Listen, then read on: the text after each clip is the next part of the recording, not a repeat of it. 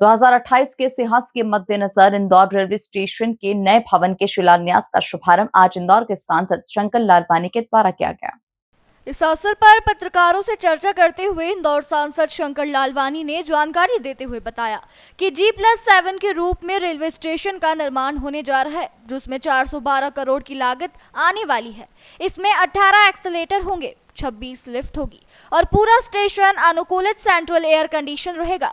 हमारा पूरा प्रयास है कि सिंहस्थ के पूर्व रेलवे स्टेशन बनकर तैयार हो जाए ताकि नागरिकों को सुविधा मिलने लगे, जहां पैसेंजरों को चाहिए।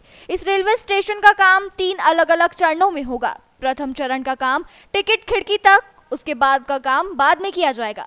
इस प्रकार सिंहस्थ के पूर्व 3 फ्लोर तैयार होने की पूरी संभावना बनती है। देखिए, जो इंदौर रेलवे स्टेशन का जो शुभारंभ है माननीय प्रधानमंत्री जी ने ऑनलाइन किया था और ये लगभग 412 करोड़ का वैसे एस्टीमेट ज़्यादा था, लेकिन बिलो गया है तो 412 करोड़ का ये प्रोजेक्ट है।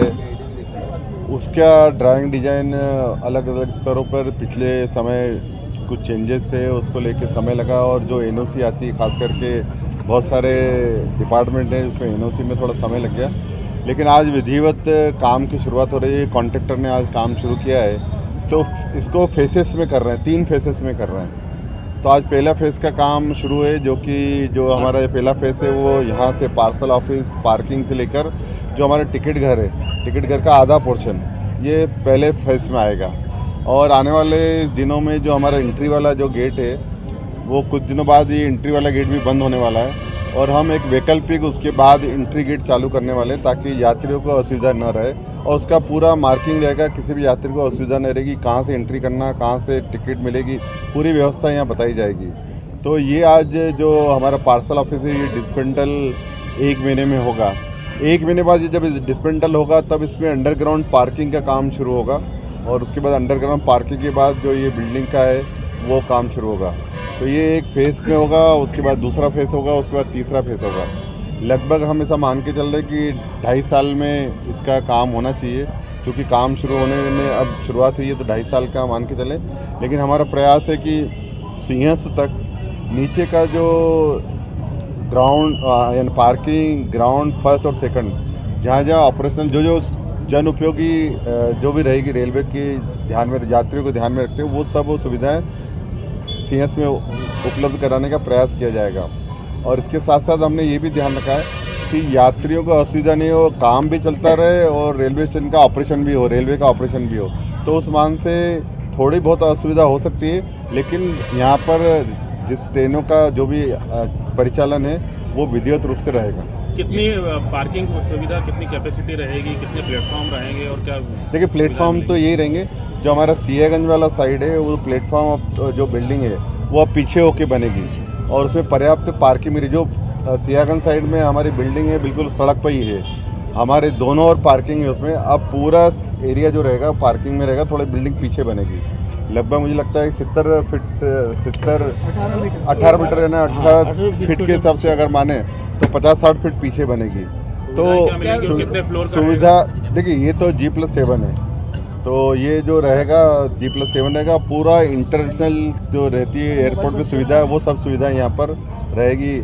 आम व्यक्ति, माननीय प्रधानमंत्री जी की मंशा है कि आम व्यक्ति को भी सुविधा उतनी मिलनी चाहिए, तो उस मान से ये हवाई अड्डे की तर्ज पर ये हमारे रानी कमलापति जो स्टेशन बना है उसी की तर्ज पे बनाया जा रहा है। उसी की तर्ज पे बनेगा। रोड बंद करेंगे क्या? नहीं, सियागंज का रोड बंद नहीं करेंगे। जब वो बिल्डिंग का डिसमेंटल होगा तो कुछ पोर्शन बैरिकेडिंग करते, क्योंकि जब बिल्डिंग डिसमेंटल होगी थोड़ा हम उसको रिस्ट्रिक्टेड करेंगे ताकि किसी को जब बिल्डिंग रिमूव हो तो किसी को लगे नहीं। पिछले दिनों जो सुझाव आए थे मीटिंग में, वो सब सुझाव जो आए थे हमने सभी जनप्रतिनिधियों के, इंदौर के सामाजिक संगठनों को, व्यापारी संगठनों को, उन्होंने जब सुझाव आए थे वो रेलवे ने नोट किए हैं और उस प्रयास करेंगे उन सब सुझाव के अनुसार हम काम करेंगे। सेंट्रली एसी रहेगा या कुछ और स्पेशल? कूलिंग, इसका कूलिंग है, वैसे पूरा कूलिंग है, कॉन्कोर्स में कूलिंग रहेगा पूरा। और क्या सुविधाएं मिलेंगी? देखिए, जो लिफ्ट है, एक्सीलेटर है, लिफ्ट है और मुझे लगता है कि अभी एक्सीलेटर बढ़ने का जाएगा और फूडिंग का 26 तो लिफ्ट है, 16 एक्सीलेटर है। तो वो सब सुविधाएं रहेगी जो आम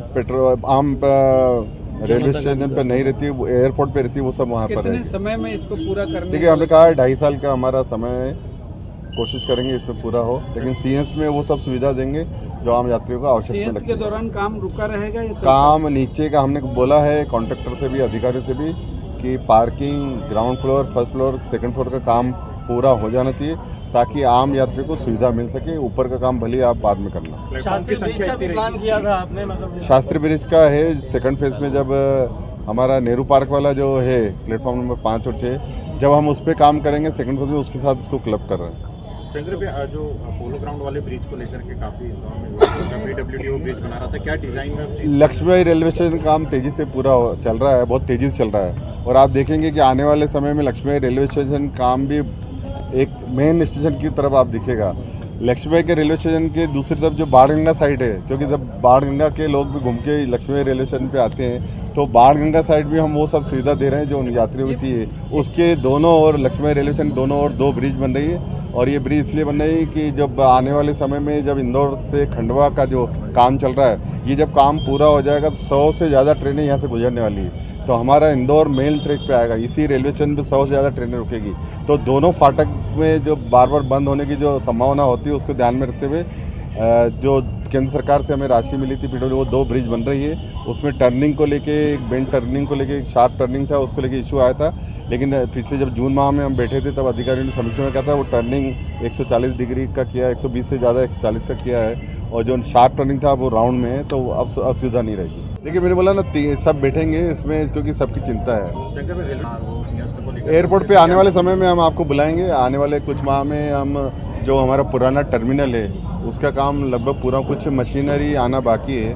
और उसमें मुझे लगता है कि आने वाले 2 साल में वो काम पूरा हो जाएगा। 50 करोड़ रुपये हमें मिले थे, एयरपोर्ट अथॉरिटी ने सेंक्शन किए थे एयरपोर्ट को, और उसमें हमारा जो पुराना टर्मिनल है जहाँ से पहले ऑपरेट होता था, वहाँ पर ATR और जो अंतर्राष्ट्रीय फ़्लाइट है वो वहाँ से ऑपरेट होगी, तो लगभग 2 महीने में वो काम पूरा हो जाएगा।